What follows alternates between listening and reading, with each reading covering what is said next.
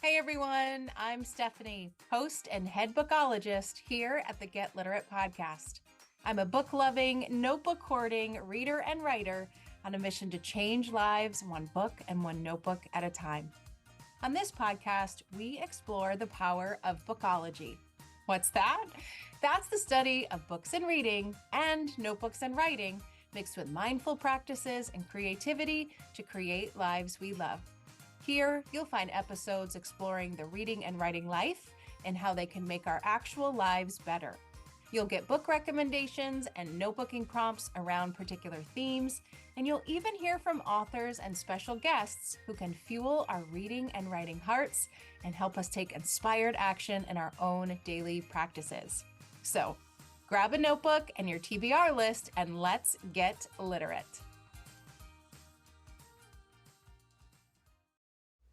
Hey everyone, welcome back to another episode of the Get Literate podcast. I'm Stephanie, and I am here with an Encore episode today. You can probably hear in my voice that I am a bit under the weather. And in full disclosure, flu A has taken me out.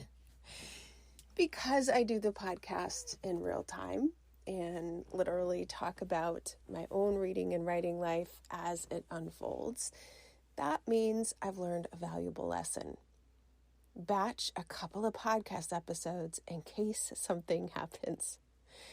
But until I do that, today I didn't want to skip sending an episode into your podcast platform, so I've decided to replay the most popular episode of the entire podcast.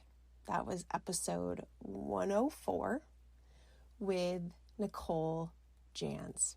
It was all about writing, making time to write, and how the Write Planner can help you do that. So without further ado, let's get to that replay, and I will see you next week with a brand new episode and a much better voice for you to listen to. Stay healthy, everyone. Hey everyone, welcome back to the Get Literate podcast. Stephanie here with a quick introduction to today's guest. I've said this before, and I will likely keep saying it over and over as the podcast progresses, but this podcast has connected me with so many books, authors, and bookish people that I wouldn't otherwise have been able to get to know and connect with, and for that, I'm incredibly grateful. Today's guest is the perfect example. Back in episode 93, I chatted with Emily Winslow. She is a novelist with multiple books, but she was on the podcast specifically to talk about her new nonfiction book called Time to Write. We had a wonderful conversation about all things writing and the writing process, and she even sparked a little something for me. I actually joined National Novel Writing Month because of our conversation and started a really messy first draft of a middle grade novel. Well, one of her students reached out to me to say that she enjoyed the podcast and that she had something she thought I would like: a planner for writers. Another notebook to help me with my writing life? Yes, please. Dr. Nicole Janz is a writing coach on a mission to help book lovers and writers to establish a creative practice that gives them joy. What better goal to help us kick off 2024 with a year of writing together? Nicole, welcome to the Get Literate podcast. I'm so excited to talk with you today. Hi, welcome. I'm so happy to be here. Well, I am excited to talk about all things writing and writing planners and everything, to kick off a wonderful 2024. But why don't we start with you and your story? How did you get to be a writing coach who decided that the world needs a writing planner? And it does, by the way. But how did you get here? Thank you. Yes. So I'm a writer's coach. That means if you're an author or an entrepreneur or just a writer of any kind and you are stuck with your book or articles, then usually I come in and help you unblock and then create the strategy that you need and a space for you to finish that thing that you want to finish. And sometimes people just want to kickstart and don't know how to go about it. So this is sort of um, what I do. And I came into it sort of through the back door. I'm a trained journalist and an academic. I used to be an academic. And there was a time in my life when I had burnout. So I commuted, I had young children, and the academic system can be quite tough, pressure to publish all the time.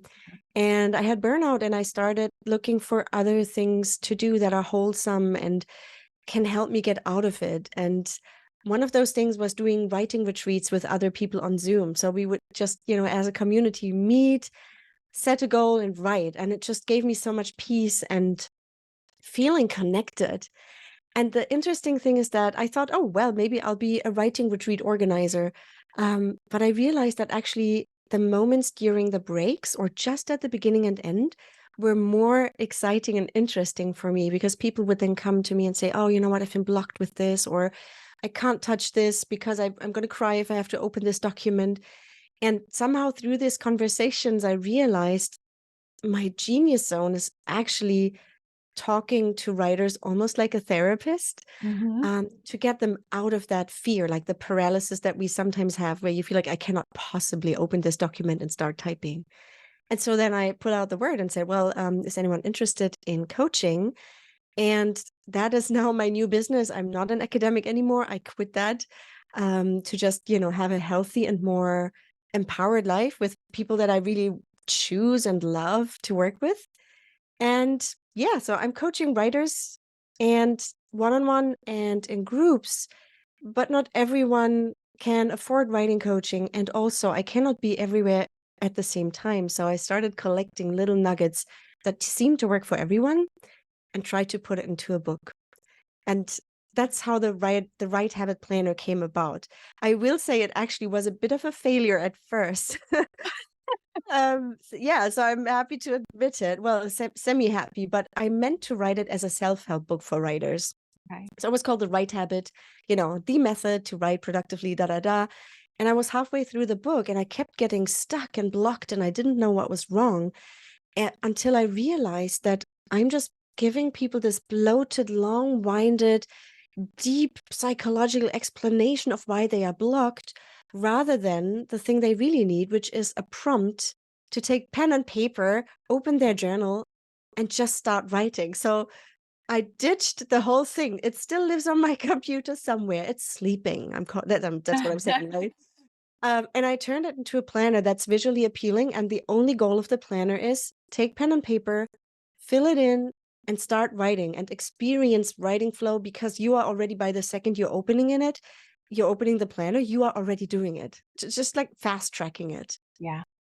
Yeah. Well, it sounds like, I love thinking about how people move forward in whatever their journey is, right? And that everything happens for a reason. And it sounds like you needed to start writing that book in order to understand that, sure, another book would be helpful, but would really help writers is that action. And it is so hard, I know from experience, to put pen to paper or pencil to paper. You have so many feelings of, do I have enough time? Is it going to be good enough? Is anybody going to want to read it? That often stops us from even thinking about what a project or something might be. And your planner is inviting in a way where you mentioned it's appealing. It is, I'd say appealing, but I'd also say a relaxing inviting, right? It's not overwhelming. It's an invitation to really think about, what will your goals be? What is the roadmap? What are the blocks you might come over and overcome? And I appreciate that, because it did put pencil to paper, which is the very first step. And then it supports you along the way, whether it's yearly or quarterly or monthly or daily. But I think I got ahead of myself a little bit. Can you talk a little bit about the planner? I've been using it so that I could give everyone some firsthand information. But can you give an overview of how you designed it to help someone who wants to have a goal to write more? Yeah, absolutely. It's for everyone who feels like I can't possibly find the time to write. And it doesn't have to be a book. It could just be writing something small or just journaling, right? Evening reflection. Or people who think, I wish I could write consistently, but I only ever do it once in a while. And it would make me so happy if I could do it more. Mhm. Or, if you people keep setting overly ambitious goals, they have this idea in their head that this is how the writing life has to look like, following, famous people who, whatever they are doing. And that can really bring you down. And the planner was meant to be quite open, to help anyone to get into the habit of making space for writing in their life at the very minimum, right? Yes, it could be getting into the habit of better goal setting, reflecting more, optimizing your flow if you are more a professional author or someone who is writing short stories. But really, anyone who wants to write daily but finds it so hard to put in the time and be in the right mind space, that's what it's made for. And when you open it, there's a lot of white space. There are, of course, Yes. prompts and little boxes and things, but it's meant to be, you know, inviting you to take pen and paper and just, oh, I'll fill in this, I'll fill in that. Oh, that feels good. I'll keep going. Let's turn the page. That's sort of the idea. Yeah. Yeah. And what I really liked about it was exactly what you just said, is that it is for all sorts of writing goals. Because I know in my community of listeners, there are many of us who our goal is to just commit to putting pencil to paper every day for our own personal notebooks. We don't have any intentions of sharing it with the wider world, but we know that writing makes us feel good and feel better, and we want it part of our daily lives. Then there's also a group of people who do want a little bit more. They're working on memoirs, they are writing blog posts for their professional lives, or they have dreams way in the back of writing a book or a children's book. And this planner meets the needs of all of those people, no matter what their goal is. And that's a tall task to be able to meet the needs of that range of people. So kudos for you for to making it so open and inviting, no matter what your goal is, to bring more writing into your days. Thank you. I love that you see it that way, because everyone, when you're putting out a book or a journal, a lot of people talk about you need to find a niche. You need to make it really small. It needs to be very clear. I don't know, it's for women at this age wanting to experience and achieve X or something like that. Yeah. But what I've noticed with the clients that I have, they are all over the place. And I do have a few clients who are really just writing for healing. And I do a lot of my own writing for healing. I wrote myself out of burnout. I'm writing myself out of difficulties with relationships. And just, it's my deepest belief. And I'm putting my hand on my chest right now because this is where I feel it. If you can have space for writing and just creativity in whichever form, if you can have that space, your life is going to be better. The only thing is the world around you is not made for you to have that space. The world is keeping you busy, distracting you, and Yes. telling you, conditioning you into thinking all the things you are supposed to do, and then put family on top and whatever. And so just that space for you to reconnect with yourself, and it might get published, it might never get published, but that space is going to keep you whole and keep you connect to yourself. And if the planner does that for just one person, I'm blessed and happy. Yeah. So for those that haven't seen the planner yet and they can't envision what it looks like, I would love to start with the challenge that you just articulated, that I think just about all of us face, which is, how do you make space for this kind of writing, this kind of creativity, when you don't think you have it and the world is reminding you that you don't have it? How do we begin there before we even get to all of the goodness in the planner? How do we make that time for ourselves? Yeah, I think it starts with a deep inner desire that you want this, and making space for hearing that, because often we don't even hear that, and then 5 weeks are gone and we feel like, hey, I've not written in my journal. Why haven't I done that? And because you're so disconnected.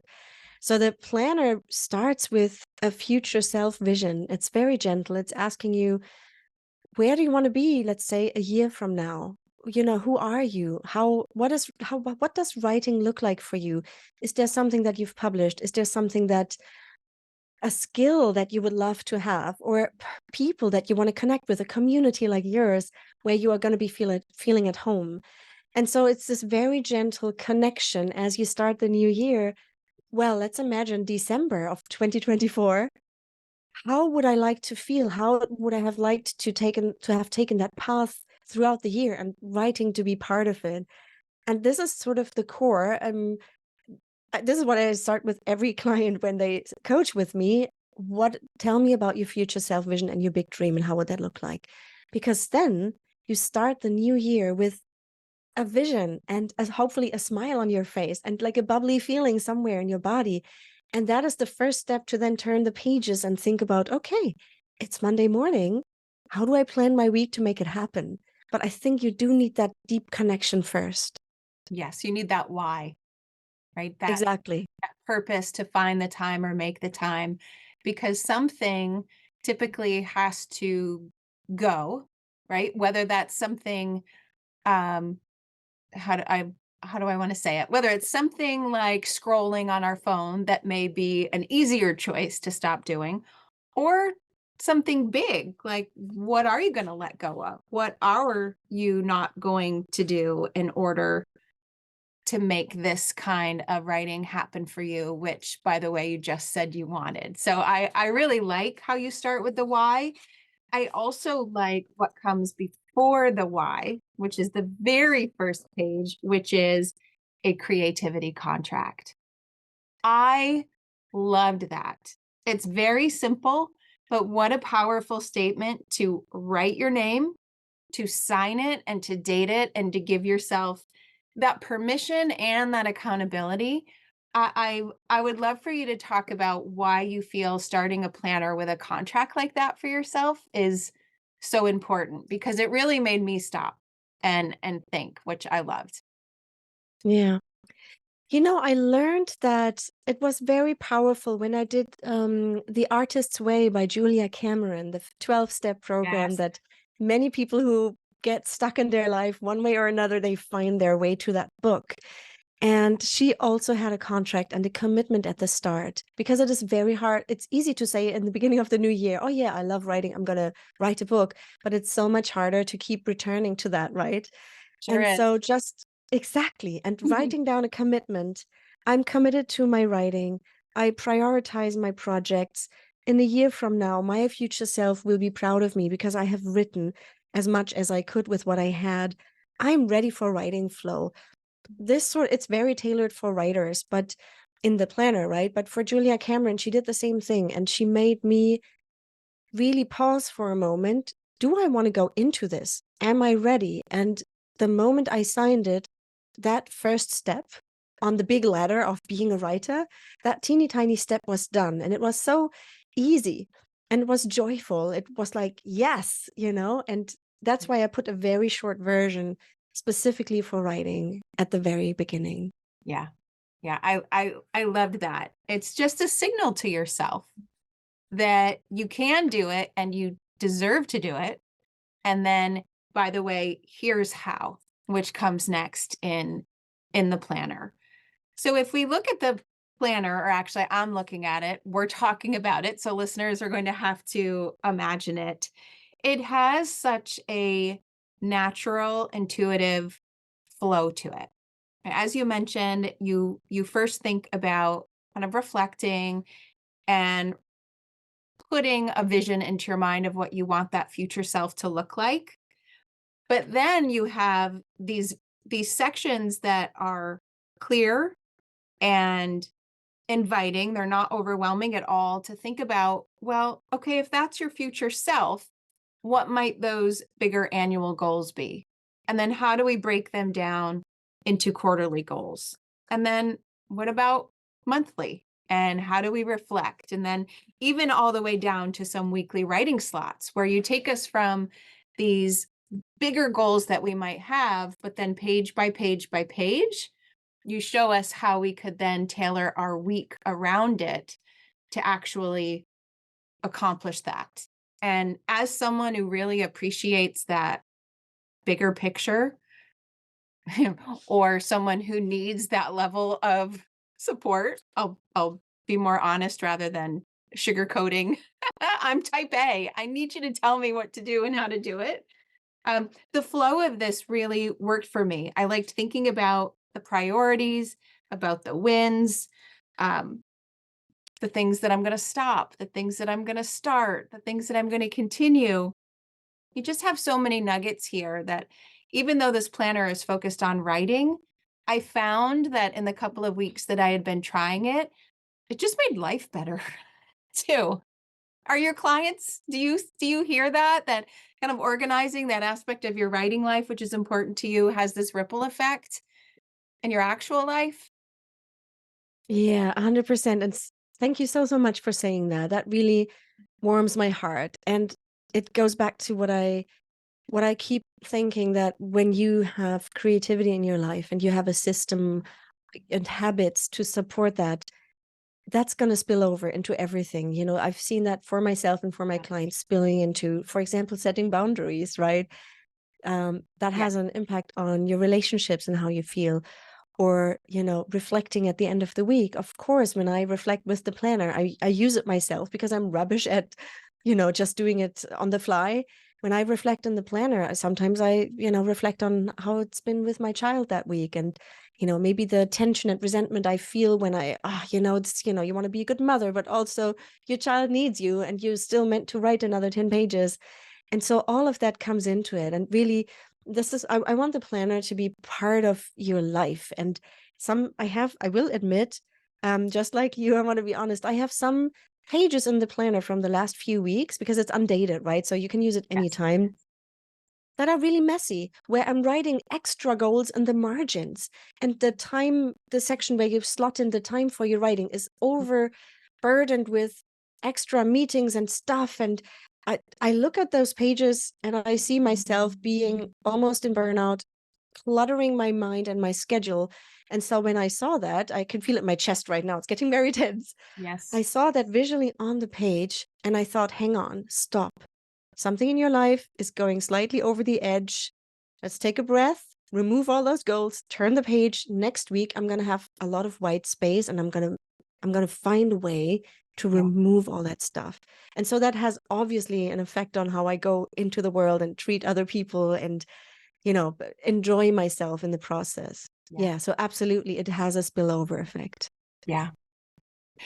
So in that spillover effect, I think for me, it is very powerful to see it on the page, right? To see what a well-constructed week looks like that gives me space for what I want to do versus those weeks that are so overwhelming and we're trying to figure out, how to balance it. And moving into 2024, I know for me personally, I want to do more writing, both the reflective kind of personal kind. I want to keep my morning pages up in the morning, although I'm playing around with the format of them a little bit. I want to do a little bit more creative writing. And I don't mean writing creative fiction, but just allowing myself a little more creativity in my notebook, whether that's in what I write or how I write or the stickers and the washi tape that I use to add to it to make me happy. But then I also do have some professional writing goals where I would love to keep doing that scary middle grade novel writing that I've been working on and to continue some of the nonfiction work that I do. So I've got a lot of writing goals that are up in the air for different reasons. And I'm wondering if you have suggestions, because we are in the new year of 2024. How how might we, for those that are interested, think about planning our writing lives in 2024 in a way that works and feels good and is doable? Mm, big question. Yep, It's the sort of golden ticket question, right? there is.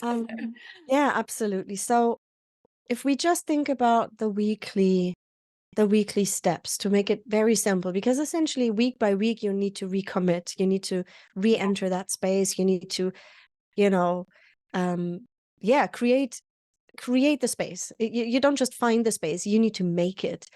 And so the simplest way to think about it, and you, by the way, you can also just do that without the planner, just in your journal.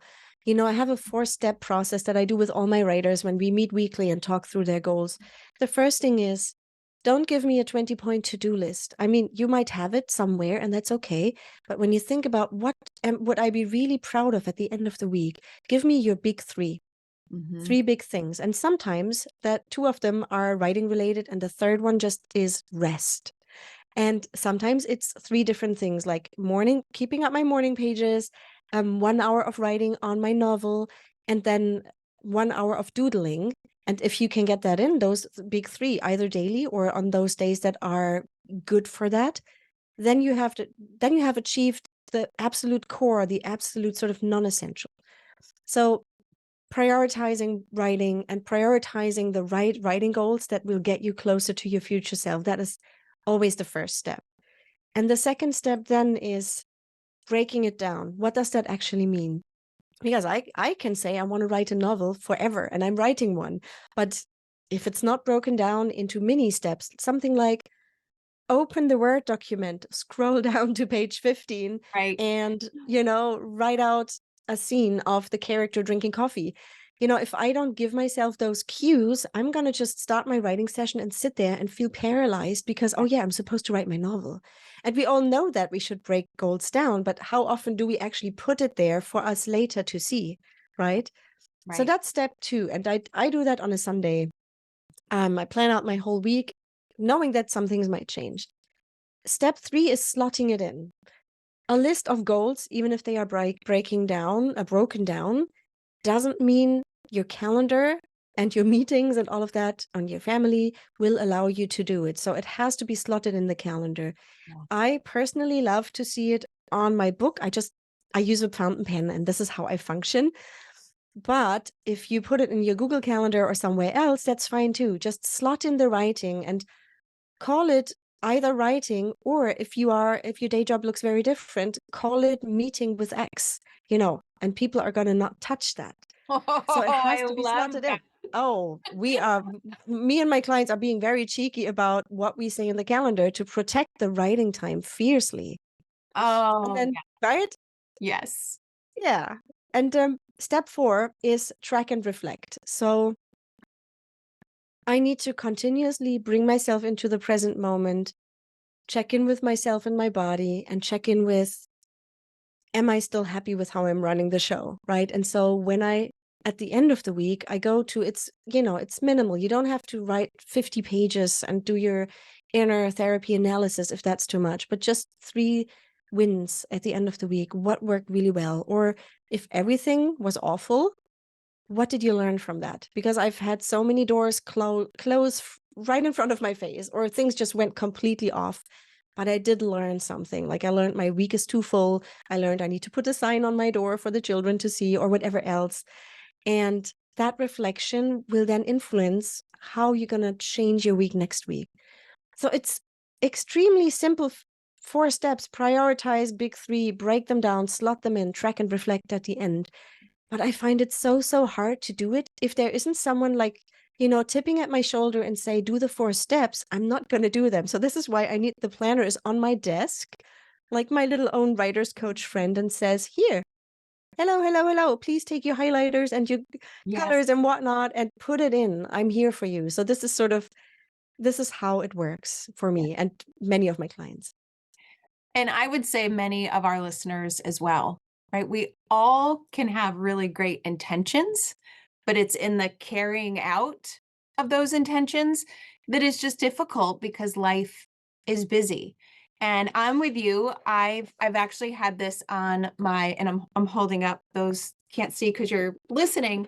I'm holding up the planner, and I found if I didn't have it, for me, it's the kitchen counter. That's like my space that I see every day. It's next to the coffee pot. I've got, I had the Right Habit planner there. I had my other little notebooks. I had the book I'm going to read. We do need that reminder. And I love how, like you said, maybe we all can't have a writing coach for one reason or the other, but we can just have a planner that every time we look at it reminds us that we do have the power to create the kind of writing life and therefore the kind of life that we want to have. And I'm totally going to put on my calendar meeting with Nicole on on it so There we that I go. can carve out that time during the day. That is that is a wonderful hack that I am definitely going to steal. Perfect. Do that. Yeah, I think those steps, they're powerful yet very doable.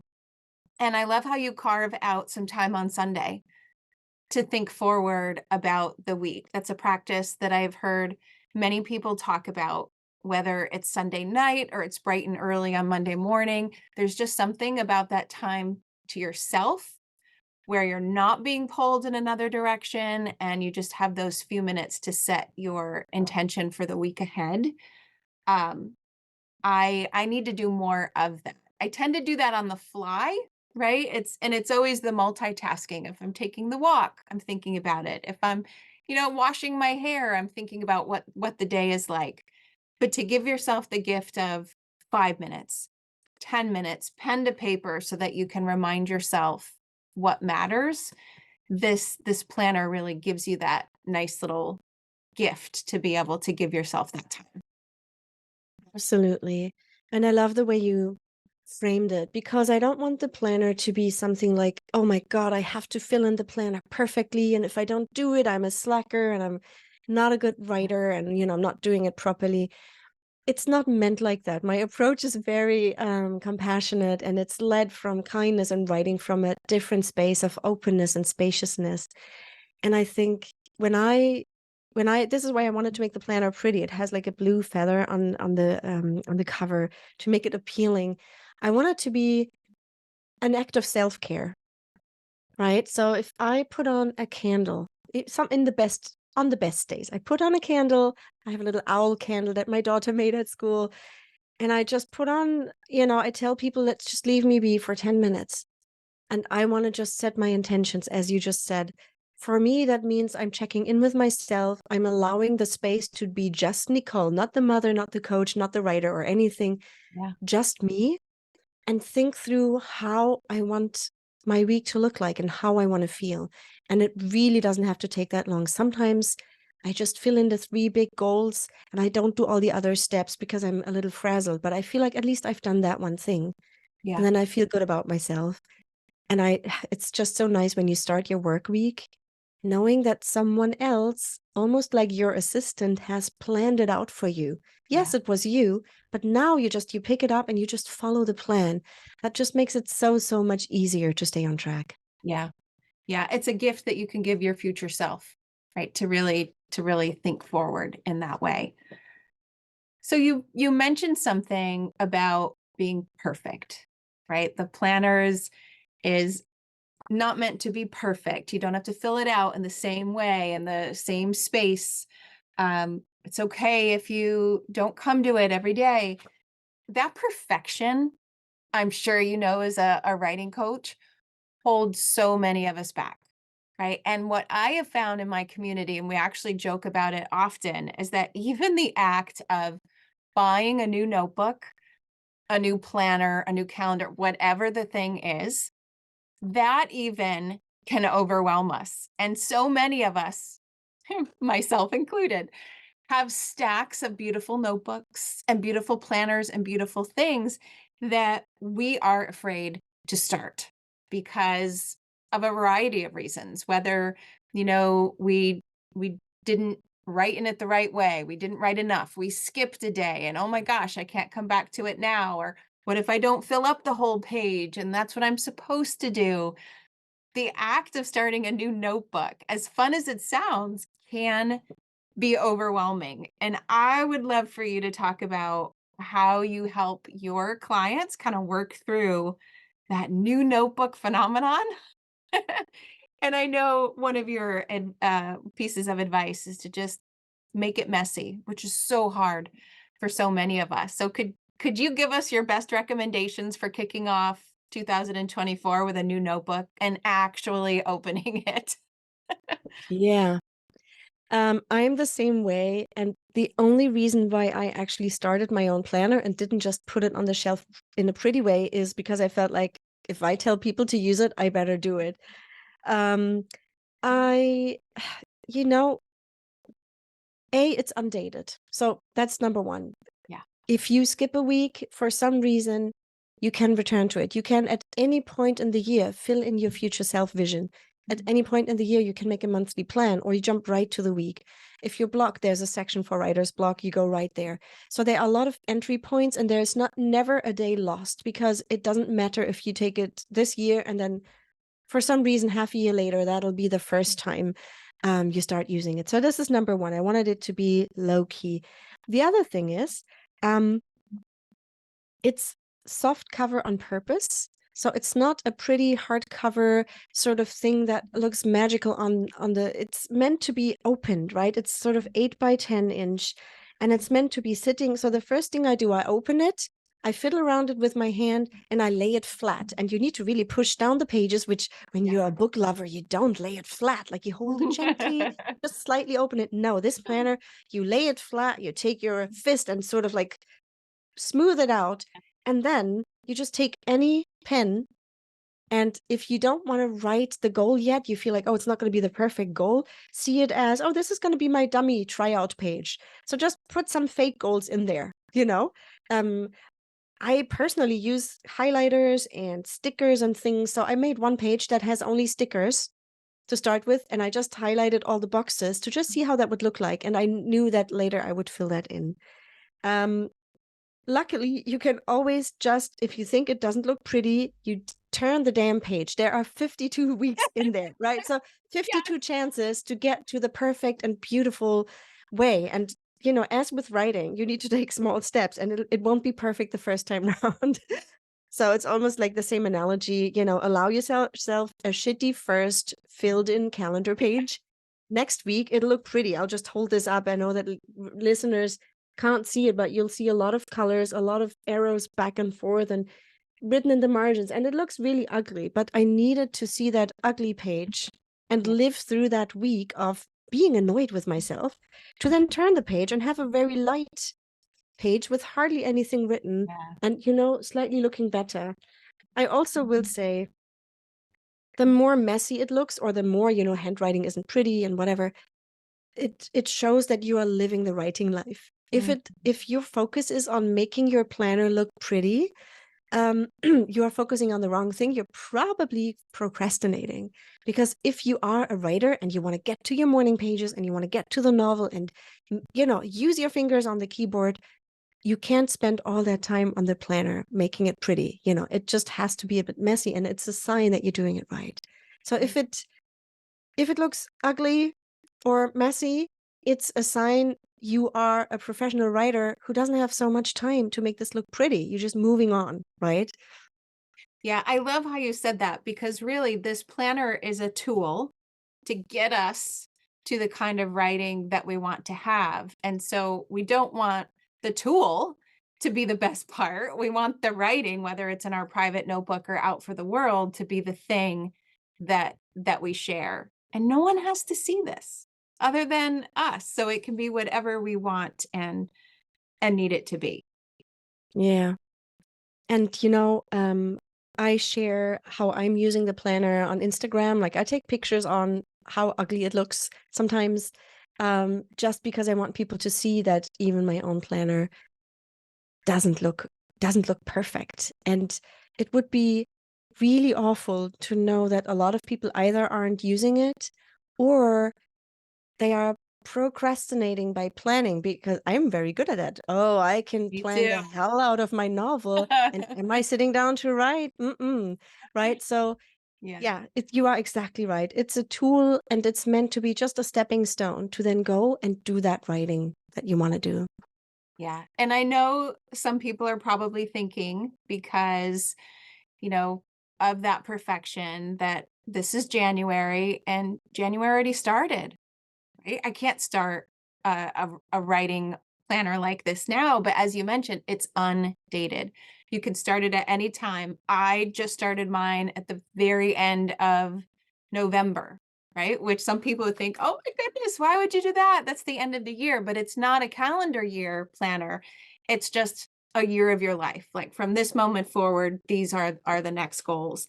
And I'm hoping that people see that undatedness as an invitation to do it at any time, whether it's January, when we're talking about it now, or November, which is when I happen to start it. And the best part is that anything that you add to it is going to move you forward. But if you let that stop you of starting that notebook at the perfect time in the perfect way, then there's no progress to be made. So I really liked that undated version to personalize it and make it my own. Yeah. That's exactly why I did that, because I will say I scratched my head on how to design this planner, because the issue is when you are a writer's coach, you have seen a million different tools working for a million different people and visually working for, again, right? Some people like boxes, other people like Yeah. doodling, and it is very hard to bring it to something that is like a common denominator for everyone. And now I forgot why I started to say that, but yes, the undated. So I did think about doing a dated version just to sort of, marketing wise, it makes sense. Oh yeah, it's January. Now go buy your planner, or Yeah. even December. But then again, I felt, what about all the writers throughout the year? In July, they decide, I want to get back on track. And then this planner, half of it has to be thrown out. There's just no point. You are a writer every single day in your life, even if you're not writing for a period of time. And every single day in your life, you have the chance and permission to start again, to restart, to start fresh, whatever it is. And so I wanted it to be something that on that day, you will pick that thing up with the blue feather on it, and you just put in a word and then another word, just like writing is, right? And then Yeah. you're on a roll. Yeah. And it all strings together. Now, it does come if we've been talking about the bulk of the planner, which is, the goals, the monthly goals, the weekly overview, the slots, but there are more tools for the writer in here, right? You have more prompts to help us think about our mindsets, our goals, our writer's block, the things that might get in our way.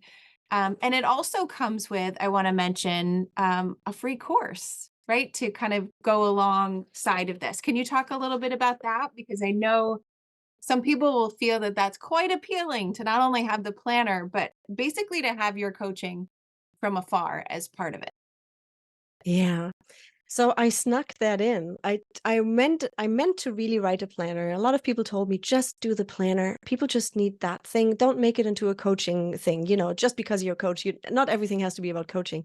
But I just couldn't help myself, because I know that probably somewhere throughout the planner you will run into writer's block, or you might have too many goals, or you might lose track of how you want your habit system to look like. And for those moments, I didn't just want people to feel like, oh no, now I failed at everything. I wanted to give them something. And so there's a handful of my absolute favorite writing tools in there. It's called the Writer's Toolbox. It's all the way at the back. And the idea was to give people an entryway into self-coaching with a very short video that, the QR code is in the planner. So you just, scan that, sign in, and you've got all the videos there. And so you have a page that you can use, for example, to build your own flow ritual, something you do every time before you start writing to train your brain.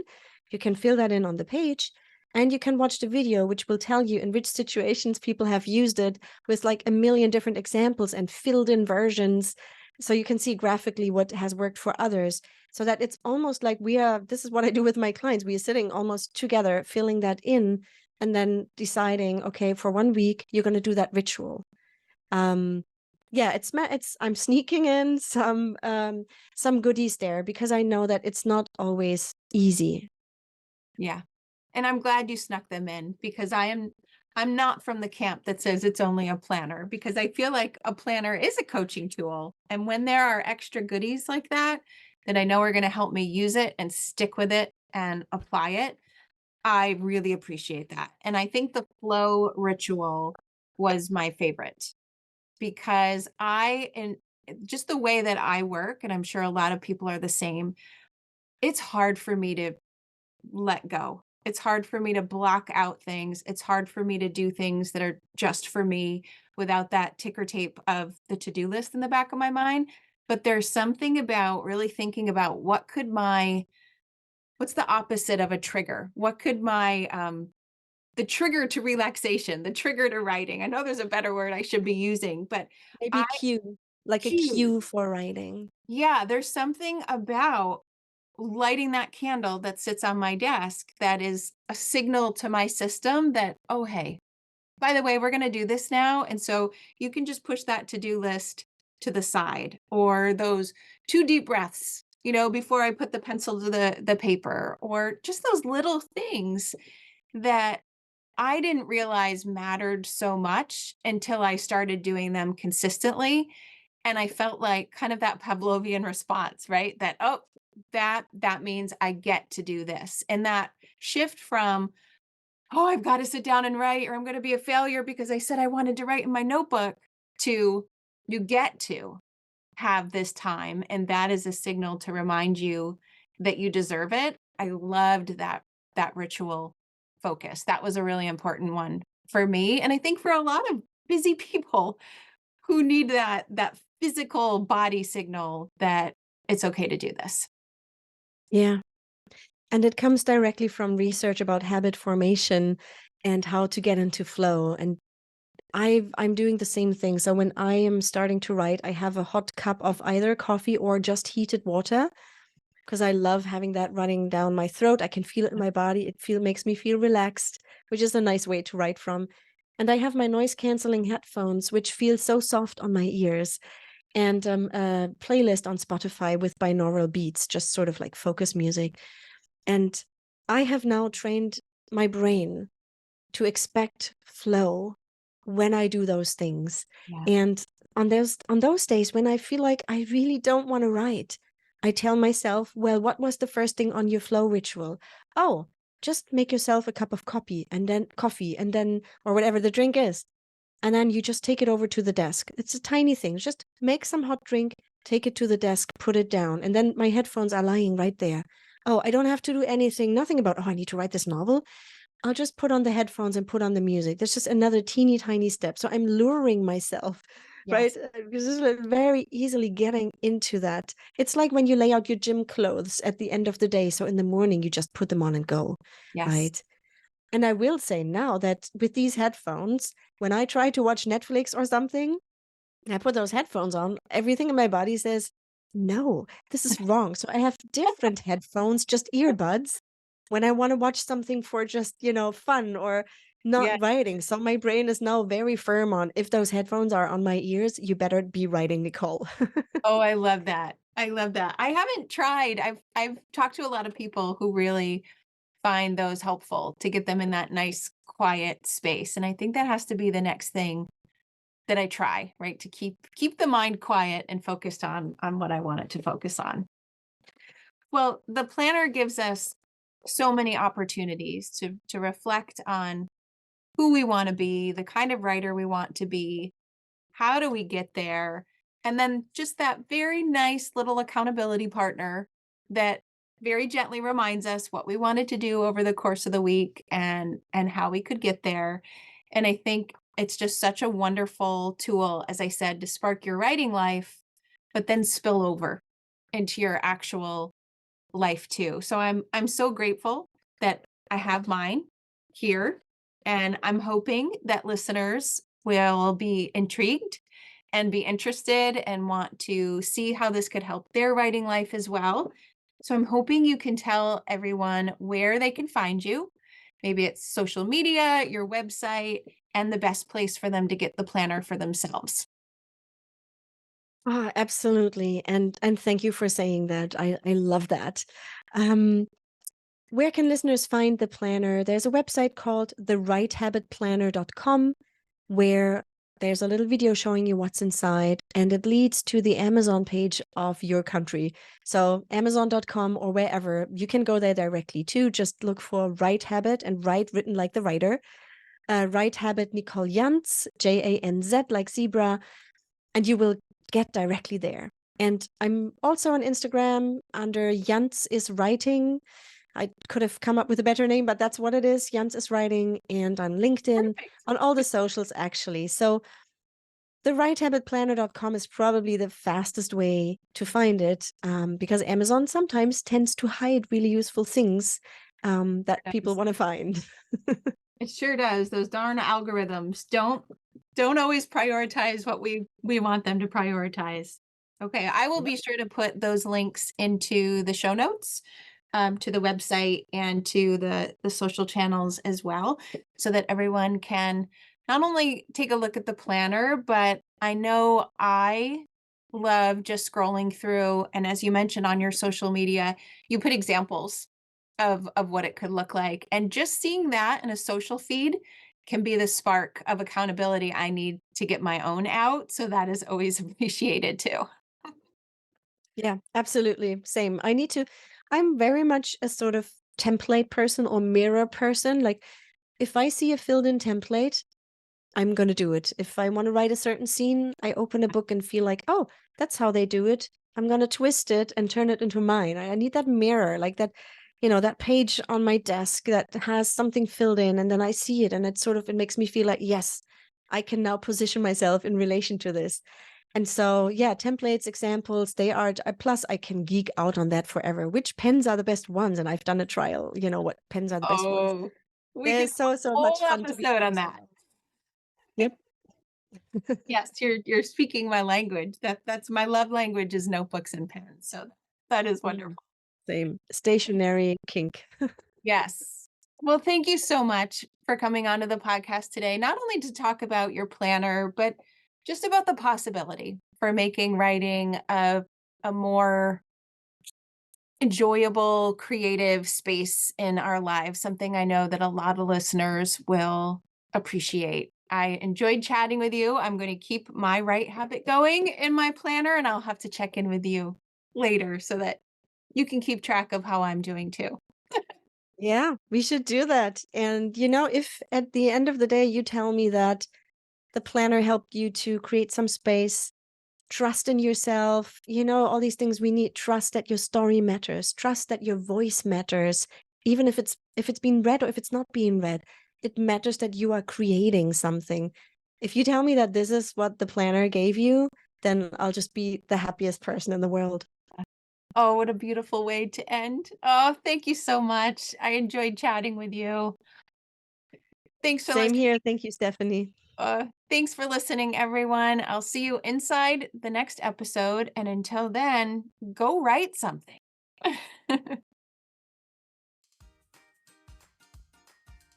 Thanks for listening to today's episode of the Get Literate podcast.